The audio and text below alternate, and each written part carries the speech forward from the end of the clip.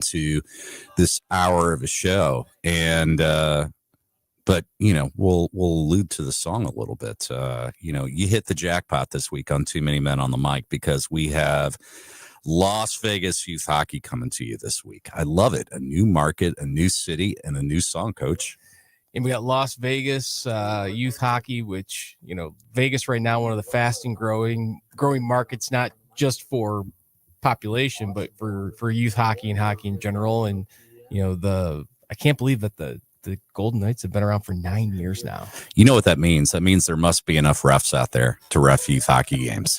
That 9 years worth of building and activity, right? I can't wait to hear Kenny tell us if that's real or if that's a fallacy. Well, we've got a lot of friends out there right now who've got varying opinions of referees. We're gonna shy away from that topic. Hot topic. We're gonna shy away from it on this show. I will say this: the proud dad, shameless proud dad. Nice, lay it on us. Youngest son scored his first varsity goal one night. Nice. And he learned from Ovechkin. He was not letting that goalie keep the puck. He went over and got the puck himself. Oh, love it. Love it. His teammates are all giving him grief for that. And then my older son last night got the game winner in a grudge match with the St. Louis Sting, playing for the Afton American 18U Central States team. Didn't know it was going to be the game winner at the time. The Sting had a flurry of a big comeback there at the end, but physical game last night. I'm sure we could talk about reffing and just so what's your 18U hockey, but man. So what you're saying is it's a hot week in the Ballant household. Hot week in the Ballant household. There also is a milestone birthday, and my wife will probably bang me over the head for even mentioning that. But milestone birthday tomorrow for my wife, so. All sorts of stuff as we prep for Thanksgiving. And I mean, it is right around the corner. She's 30, right? 20. No. 9. Oh, okay. 29. Again. Well played. Yes. Yeah. 29 well played. again. Yes. I mean, Thanksgiving's on the horizon, which, many people go on diets after Thanksgiving. I tend to, diet purge, I'm trying to make room for that week and that day, because it's my favorite holiday of the year. There you go. There you go. So you're losing weight on the front side, so you can just feel good and just have yourself a couple extra plates. We got that gig too the day after Thanksgiving. Shout out to Too Many Men on the Mic acoustic group. Grant gig day after Thanksgiving. Day after Thanksgiving. Friday after Thanksgiving. Grant, you got to be there. Great post Black Friday recovery out there with some friends and family and listen to some good music. I'll bring a shaker. I'll bring a tambourine for you. You can put your dance moves on. You can combo those, Grant, if you want to. I don't want to burst the bubble, but I'll be in Fayetteville, Arkansas. See, I knew it, right? I'm not for Tigers Hogs. Not going to touch that because, well, we'll come back to that. Go Tigers. Well, we do have some we do have some great topics today, obviously talking to Kenny Brooks out of Las Vegas. But before we get to that, there was a huge mid-states game of the week on Monday. We dubbed it the Battle of Kirkwood. Had a chance to talk to players and coaches from both teams. The game was pretty electric. Ended up being a 3-2 victory for Vianney. We've got a couple of the Vianney players on to put a bow on that game and give us their thoughts on it. Captains Caden Pullum and Mark Shipley. Boys, welcome to Too Many Men on the Mic. How you guys doing today? Good. We're doing great. Thank you. Yeah. So congrats on a big win, division win against Kirkwood, in city rival. Game was pretty tight. Well played game between both of you guys. I think you were tied after 2 periods going into the third. Caden, you start us off. Give us your impression. I mean, was it early in the season, tough game? What was the vibe on the bench? How did you guys what surprised you about Kirkwood, and what were you most impressed with your team about, being able to rally in that third period? Yeah, so obviously we knew that they're going to be our toughest opponent we've played yet. So it was just about getting the younger guys settled into like what a real high school hockey game looks like. Our past 2 opponents haven't been necessarily as great as the competition we're about to face. So Kirkwood is obviously an amazing team, and we were a bit surprised to be tied after 2 because we really took it to them last year. But obviously we have a different team. So I'm proud of our group for not only like staying complacent for this new like pace of the game, but bouncing back after being tied, of course, when we had the lead. So, now you've got bragging rights, right, for the next year. How you guys feeling about that right now? And I imagine there's been a few PG-rated chirps going back and forth since, right? I mean, Mark, feel free to jump in anytime. You're a man of few words.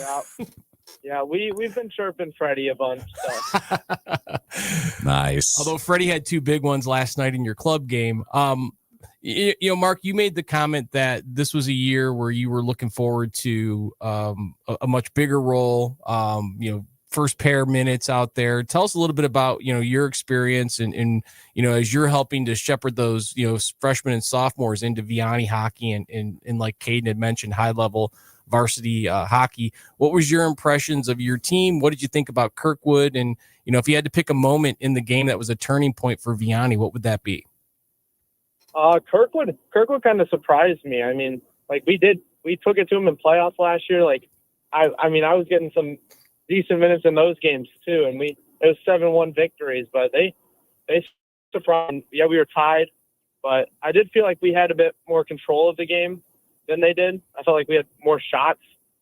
But the younger guys, I was really proud of what the younger guys were doing because they played against Fort Zumwalt West and Oakville, but that's what most of our competition is going to be, is like that Kirkwood game. Like we have Chaminade on Saturday, so I'm just hoping. We're looking good. I'm liking what the young guys are bringing on the table. We got some skill guys, some grit guys, so we're looking good as a team. What do you think what is it? What words of advice do you give to some of your younger players to get them ready for games like this in the locker room? Go ahead. I just tell them, like, just play your game. Just like stay, like Kirkwood, they can get kind of chippy at times. So just stay out of the stuff. We'll get power plays. You'll get your opportunity to get them back cleanly. But just play hockey. Like, they obviously got chose to be on this varsity team for a reason. So if they just play how they're supposed to play, they'll do great. Well, boys, I think Coach McGlynn's, super lucky to have you two as leaders on the team this year. Excited to follow you guys throughout the season and wishing you guys nothing but the best of success.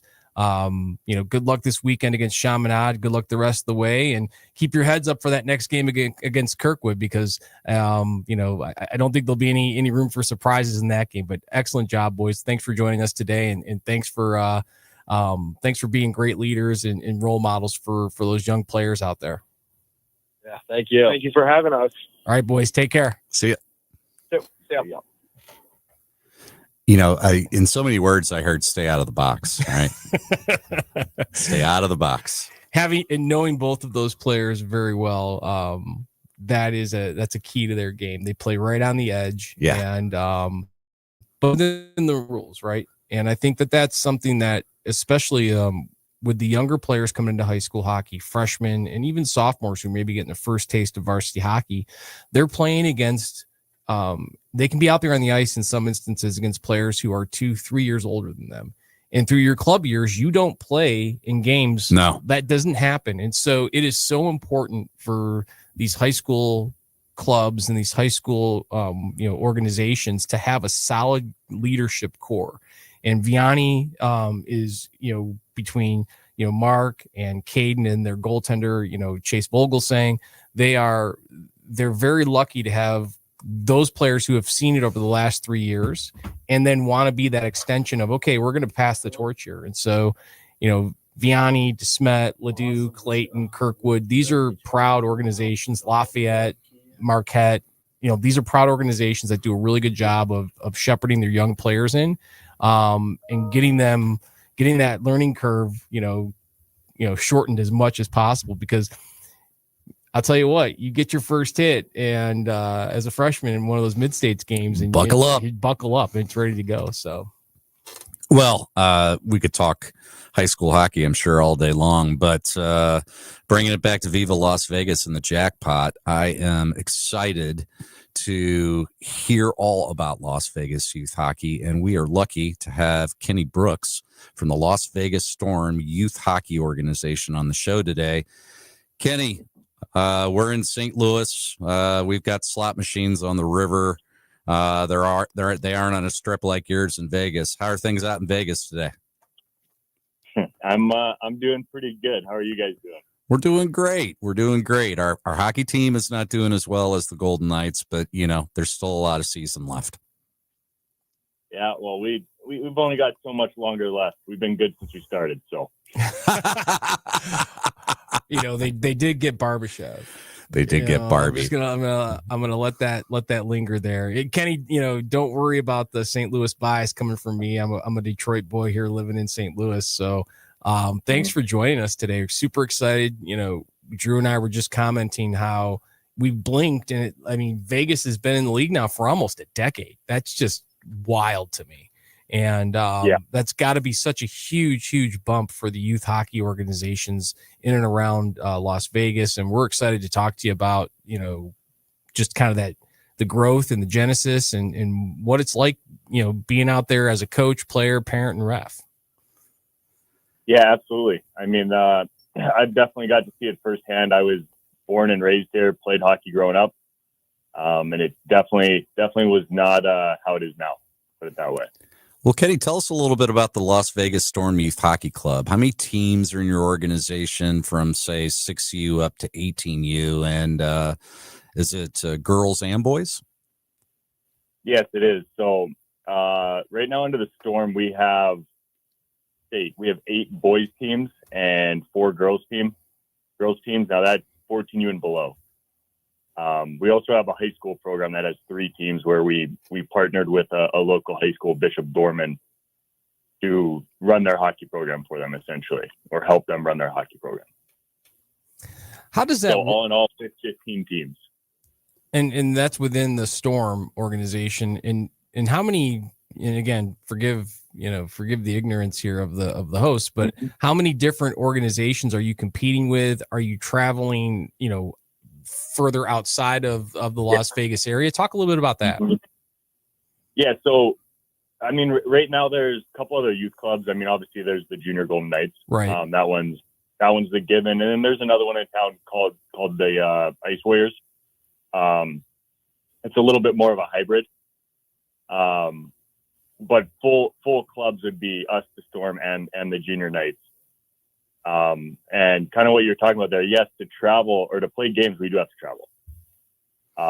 You can only play so many games against one other team in your age group that's in town.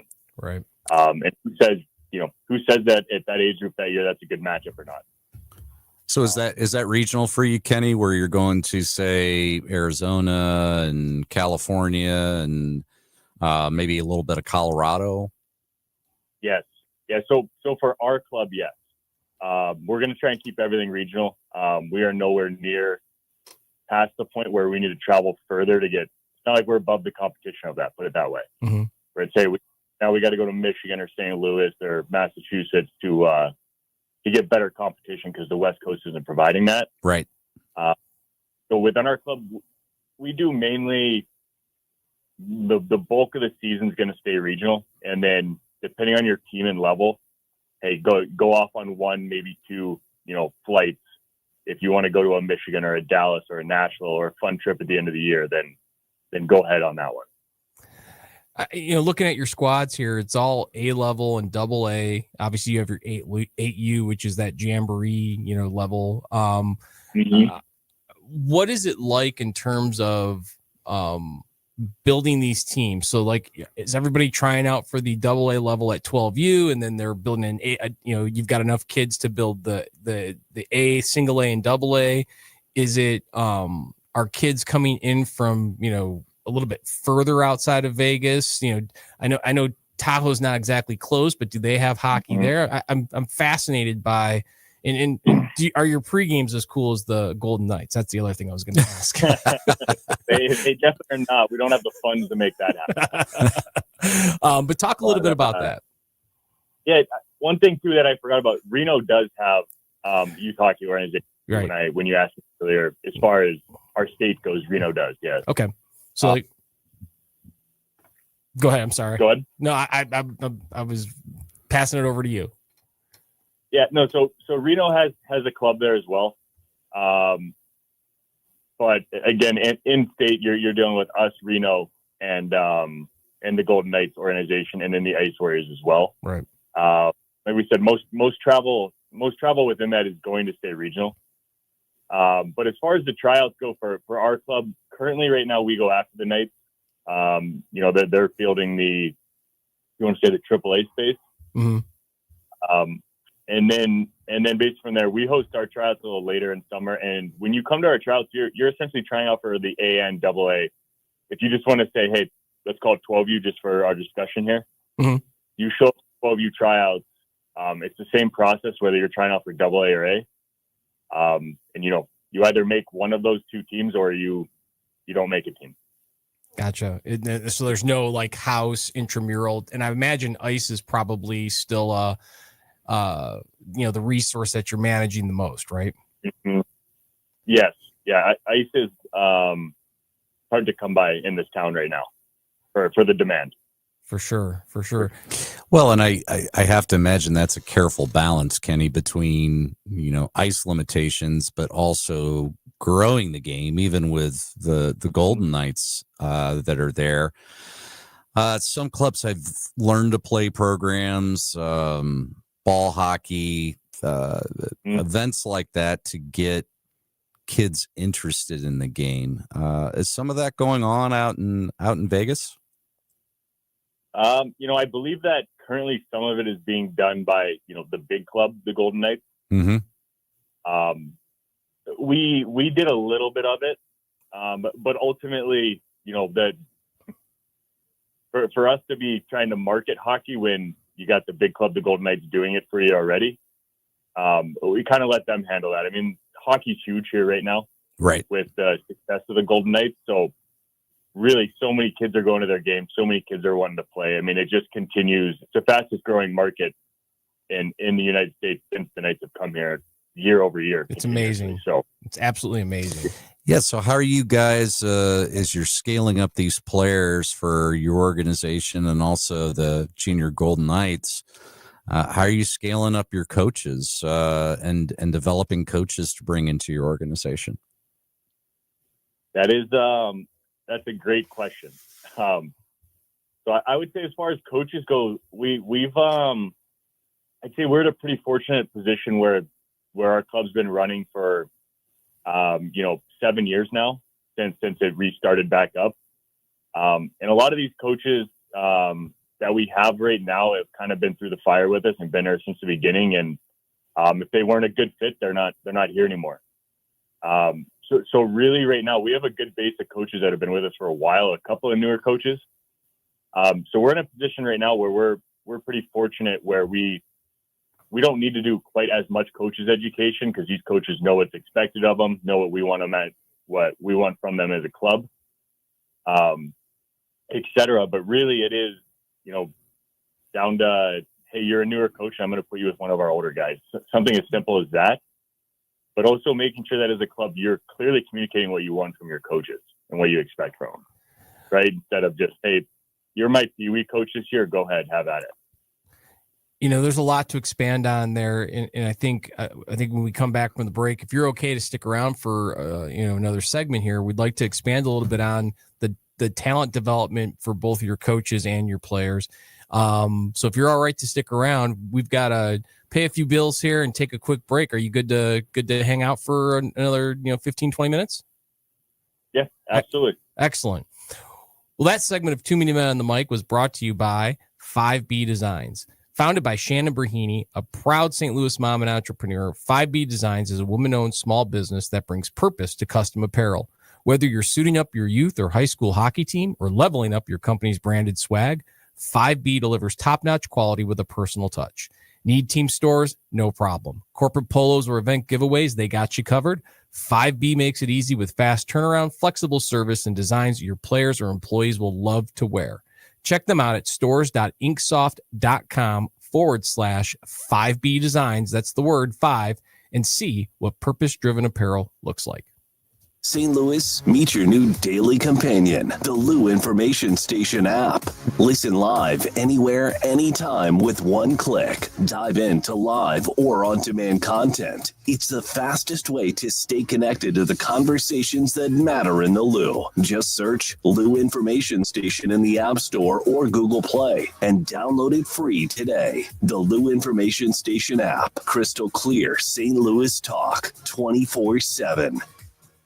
Hey, Kat, summer's winding down, but I keep thinking, my backyard is weak, man. I need a pool and maybe even a fire pit. Cam, you know who can handle that? Merrimack Pools and Outdoors. They're a family-owned St. Louis company, been doing this for 25 years. They do more than just pools, right? Oh, yeah. Patios, outdoor kitchens, sport courts, fire features, the whole outdoor package. They'll design it, build it, and make it look amazing. That sounds like trouble for my neighbors when I start hosting barbecues with the boys. Exactly. And here's the best part. Free consultations, smart pool features like LED lighting and spa integration, financing options, and they back it all with a lifetime manufacturer warranty. That's legit. And you know I like local. They're licensed, insured, bonded, and based right here in St. Louis. If you want the ultimate backyard, head to SplashSTL.com. Hit up SplashSTL.com for more information and receive a free salt cell included in your package. A $2,000 value. SplashSTL.com.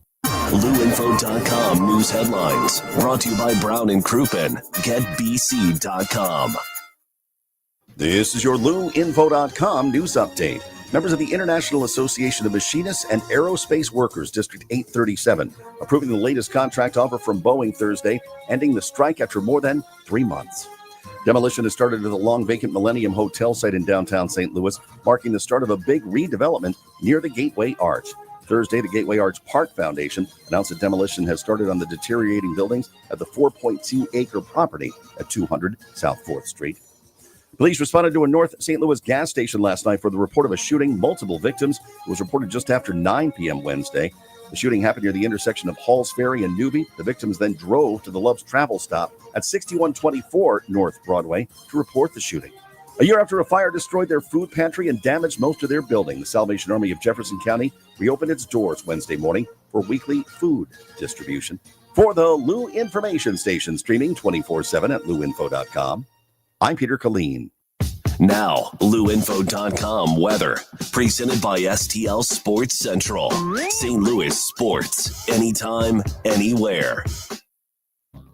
Here was your LouInfo.com with your update. Continuing to see some sunshine this afternoon. Our high today right around the middle 60s. Clear skies at low 50s overnight. Gradually seeing sunshine Friday. A high mid to upper 70s. And then sunshine mid to upper 70s Saturday. Upper 50s to near 60 Sunday.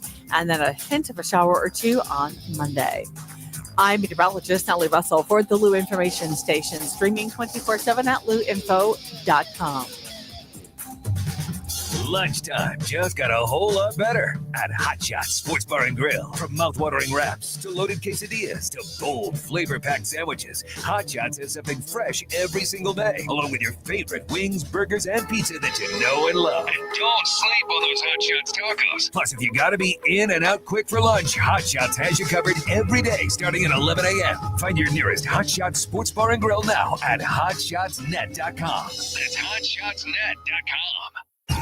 Is your brand stuck on the sidelines? Tired of feeling like your marketing budget is just warming the bench? Well, then it's time to get in the game with Eyesight Media. We don't just put your brand near the action, we put you in the action. Imagine this, your company front and center, showcased in NCAA and pro stadiums and arenas nationwide. If you're ready to elevate your brand to MVP status, don't miss this shot. Visit EyesightMediaGroup.com today to apply for an in-arena partnership. That's EyesightMediaGroup.com.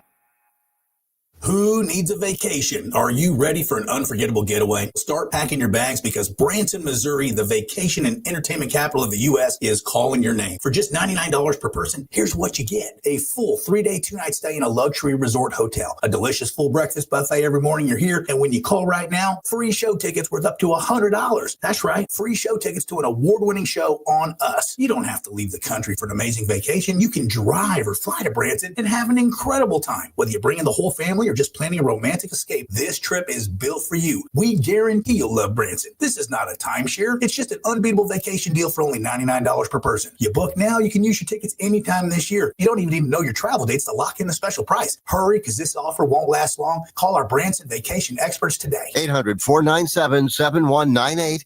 800-497-7198. 800-497-7198. That's 800-497-7198. Back to more of Too Many Men on the Mic with Jared Ballant and Drew Akery on the Lou Information Station. Streaming 24/7 at louinfo.com.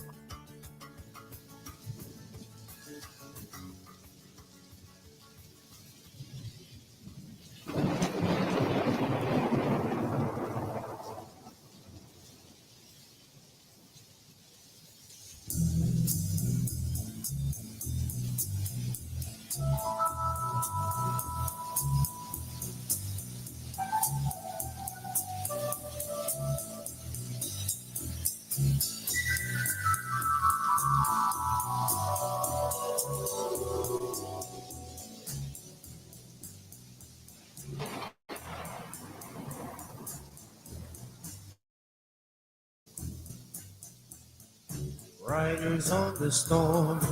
Oh, yes. So appropriate. Back with Kenny Brooks in just a minute. But winter's coming fast, so don't get left out in the cold. Big Bear Tournaments invites you to the first ever Winter Blues December 12th weekend in St. Louis, Missouri. We understand the frustration of last-minute cancellations and unclear communication. That's why we pride ourselves on being the most transparent tournament provider in the industry. Visibility. We always feature a live listing of participating teams on our website, so you know exactly what the divisions look like. Reliability. We work hard to keep spots open and accommodate teams that have been dropped by other providers. Before another day of uncertainty passes, get your 10U, 12U, or 14U teams registered today and mention Too Many Men and get the show special of $500 off. And for the 12U and 14U girls, same, $750. $750, Coach. Visit our website, see the wide lineup of teams in your age group, register, and mention the show for great savings. That's bigbeartournaments.com. $750. That's pretty good. That's more than half off most tournaments. It is. That's a really Look really at you doing math. Math's undefeated. There you go. We're back with Kenny Brooks of the Las Vegas Storm. Coach, don't sleep on St. Louis as a year-end destination either. We'd love to host one of your teams and take you around town. We've got some great venues and great cuisine. So if you're looking for a place to go in February, March of this year, give Drew and I a call. We'll talk to you about coming to St. Louis.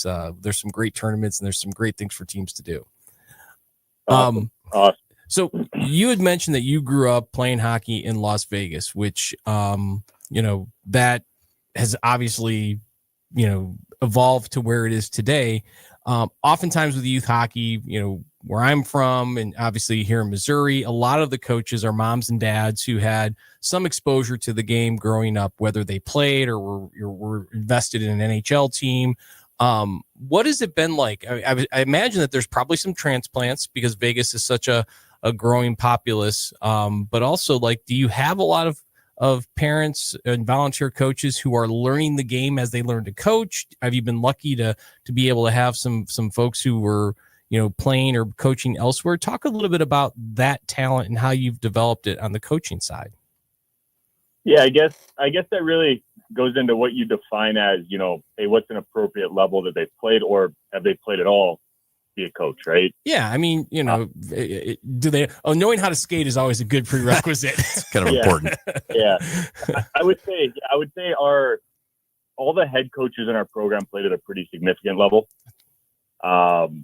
Most have played juniors college. A few have played pro.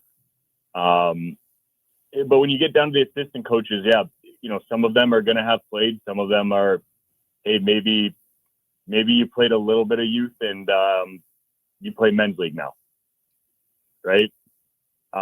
So as far as in our travel club, I'd say most of the coaches are, again, that our head coaches have a pretty significant amount of playing history, and we've gotten pretty fortunate with people like that moving here or kind of grew up around my era and want to coach now. Mm-hmm. Or they are, parents where, hey, they are a men's league player. Maybe they played for 5 or 6 years growing up, and hey, I'm going to stick you with one of our stronger coaches, and they're going to teach you along the way, and then you can really work on becoming a coach as well.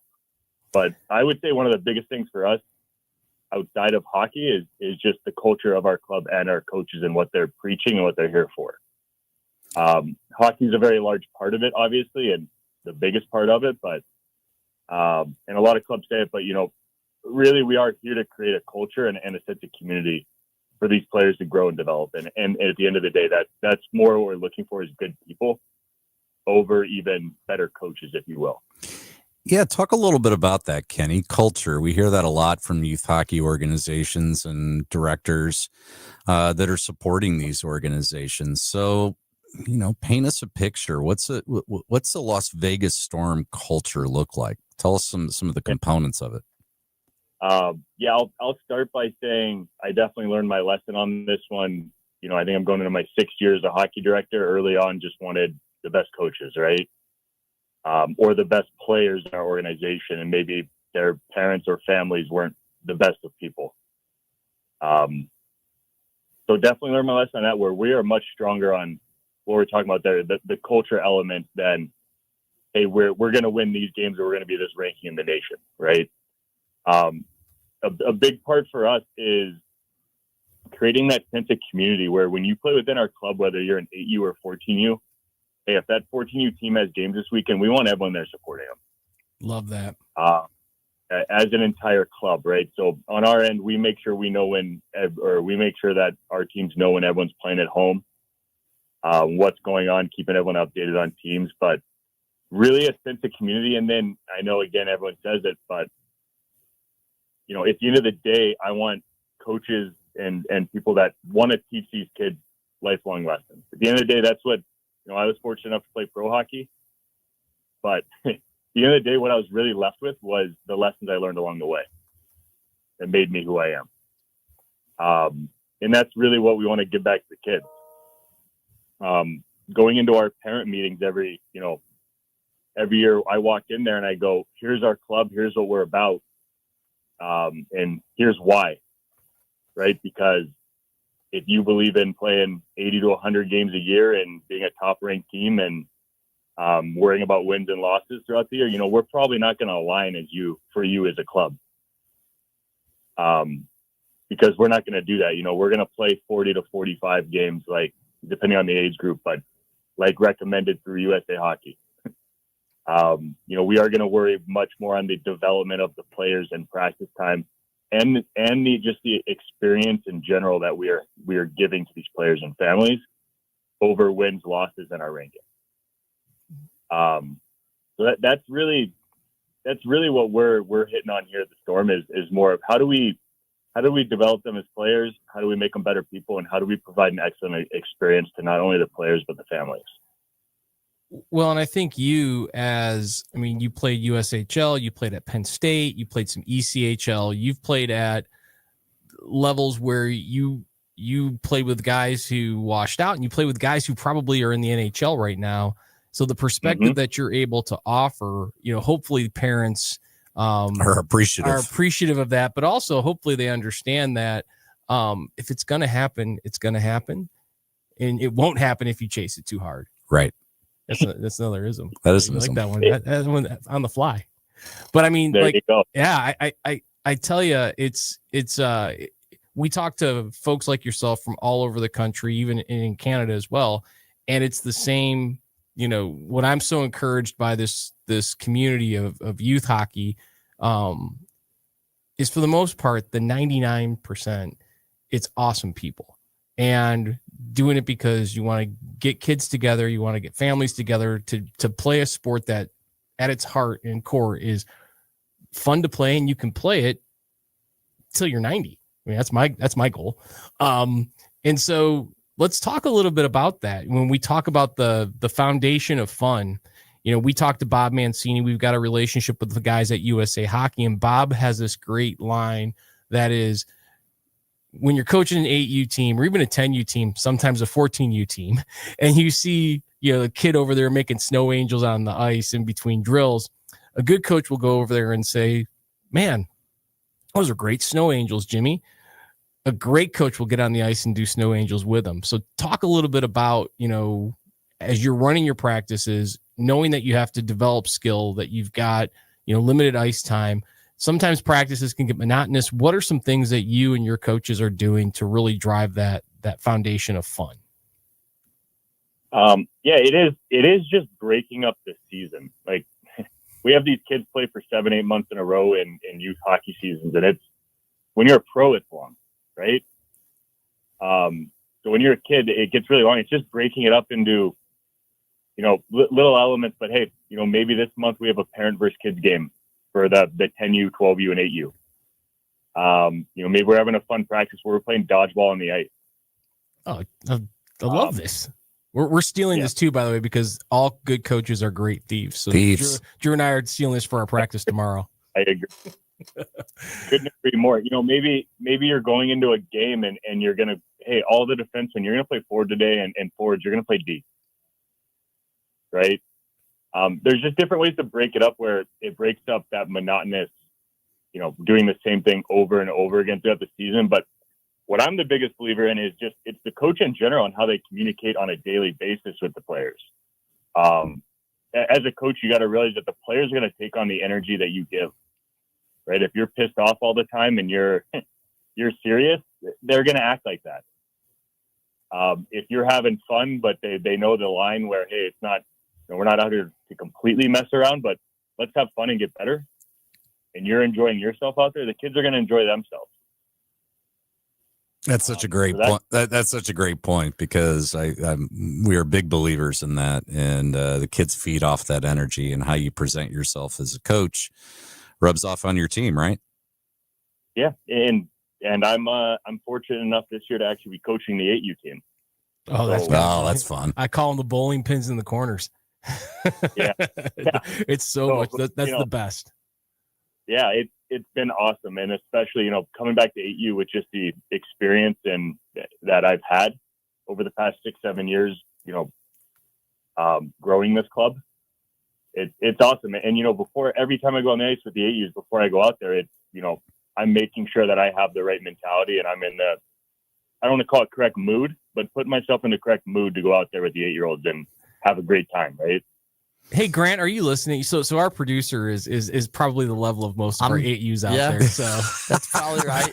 We're trying to get him on the ice in one of our practices, and I don't think an episode goes by where we don't give him a little bit of grief. But you see that, Grant? It's about having fun. Yeah. It's okay if you want to make snow angels. What will you compliment my snow angels in the corner? I'm not going to send you out to Las Vegas to go to one of Coach Brooks's practices, but if you want to do snow angels at Ladue tomorrow, it's okay. It's okay. All right.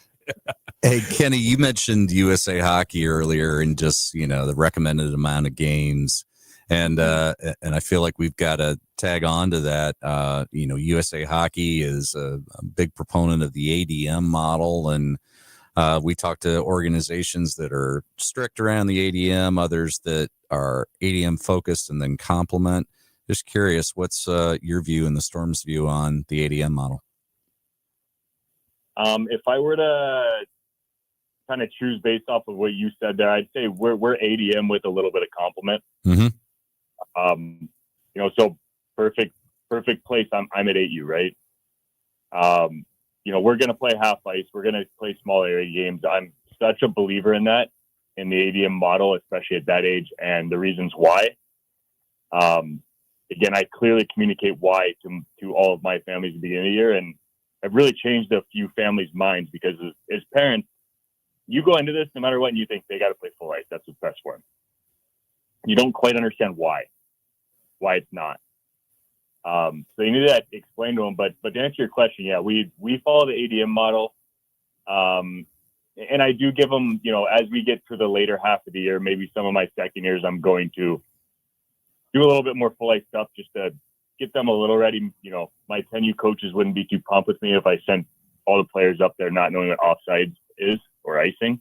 Right. So there's a certain line there where I think it does need to be taught, but you got to keep it into the small areas. Yeah, you move zone to zone. What's that? You got to move zone to zone. You're not going to make 40, 50 foot passes as even a 12U, right? You got to learn. You got to learn how to make it's like zone to zone. Not only that, but just the time and space that you have with the puck when these kids go from 8U to 10U. You see it in the rec leagues or even in travel. You play an 8U game cross ice or half ice. You have a second or two, and then they go to 10U and they got 7 seconds with the puck before someone gets in their face.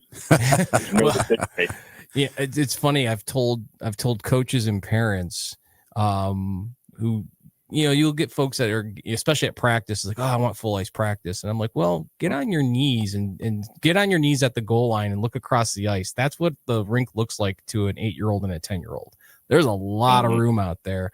Yeah. And they can complement. You can teach the full ice game in half ice and quarter ice and third of an ice increments, because that's how the game's played. I mean, you're playing from zone to zone to zone. We talk about landmarks and we talk about, each line that you gain, what's the decisions that you make, and trying to make those quick, short passes. You see it in the NHL. I mean, sure, you're going to see some stretch passes if you've got a set play, but a lot of this stuff is quick hit. It's a chip. It's a give and go. It's a give the puck and then find the quiet space, get the puck back.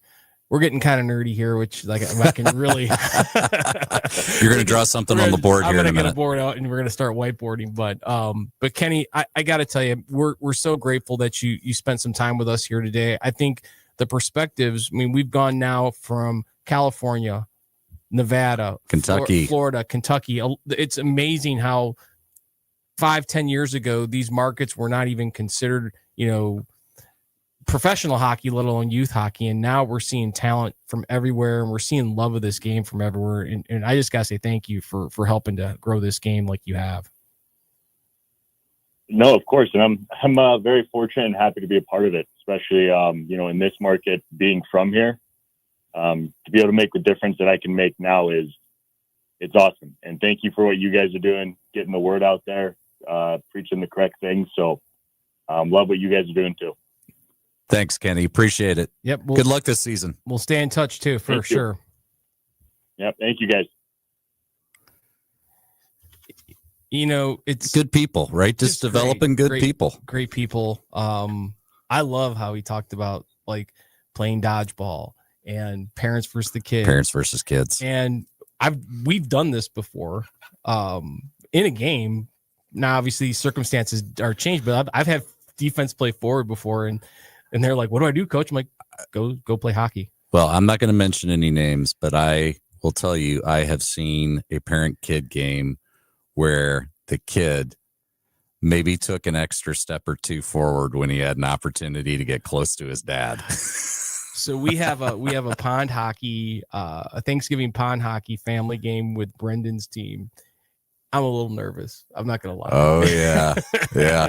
Put on some extra pads there, coach. I'm putting the foil on. So, well, we've got a big weekend of hockey, and we get right back into the game of the week tomorrow night. And well, this one hits really close to home. Hang on, real quick before the game of the week, I just have to ask: did you happen to see the filthy Connor Bedard goal last night? The Connor Bedard goal against the Devils, right? It was the Bedard versus Hughes show. I did see a highlight. Oh my gosh. I tell you what, he has exploded, and I think everybody knew it was just a matter of time. I just happened to be watching the beginning of that game and watched that entire sequence come together, and the man has a shot. It's funny because about 3 or 4 years ago, I was working with a B-level team. I was coaching a B-level team, and you've got kind of these kids who are on the cusp of A, and you have kind of these kids who are like just getting into that B-level. And one of the things we try to work on, especially at that age group was 12U, was their shot. And I'm convinced Austin Matthews, when he came into the league, he kind of revolutionized the way these power forwards and any forward is taking this shot. And it's almost like they're revving that motorcycle with that top hand, and it's far away from their body. And the torque, I mean, for us, it was like, I want to learn to take a slap shot and lift the puck. Oh yeah, it was all about the slap shot. I don't know the last time I've seen a slap shot in an NHL. And Bedard, Celebrini, Smith, like you name these kids that are coming up in this. And we, Brooks Kenny Brent to Penn State, and they've got the Mason McKenna. I mean, Gavin McKenna. I mean, these guys, it's like the work ethic that they put into it. And we watched, our kids in high school, they're doing these things. And it's like, we were joking last week. It's like, I mean, I don't want to play against these kids. Well, that's a great that's a great segue because we have another tilt this week, game 4 of the Mid-States Game of the Week, and let's talk about our opponents, Coach. Well, and we say our opponents because full transparency to our listening audience, Drew and I are coaches for Ladue High School, and this is one of those games where it is, it's like a blood rivalry. You've got friends on the other team, in some instances family on the other team, right? It's Ladue Clayton, and we haven't quite figured out what to call this game. I know the Catholic schools have their Jesuit Cup and their Marianist Cup and all of those things. Battle of Kirkwood, but like this game going back to the Wickenheiser Cup finals from 2 years ago, it's just taken on a whole new meaning, and we're excited to be a part of it. Tomorrow night, Queenie Ice Rink, Greensfelder Ice Rink at Queenie Park. Get that right. Yeah. 7:45 pregame with the Too Many Men on the Mic pregame show. 8:15 puck drop. These games, if you haven't had a chance to listen to them, we've got the Lindenwood broadcasters. There's some fun banter that goes on. They do a really awesome job of making it interesting. So if you can't be there in person, make sure you tune in on our YouTube channel, which you can get the link at lootinfo.com or at toomanymenonthemic.com. And obviously, we'll be live broadcasting over the air on AM 590. But this is a game where, we're going to see them again, but it's going to be a fun game. And well, all I got to say is listen to the pregame interviews. I happened to be with the Ladue players last night, and all I'll tell you is nonverbal cues I'm always reading, and these kids were leaning in, and they were serious, and they were talking about how big of a game this is and how big of a rivalry it's become. And the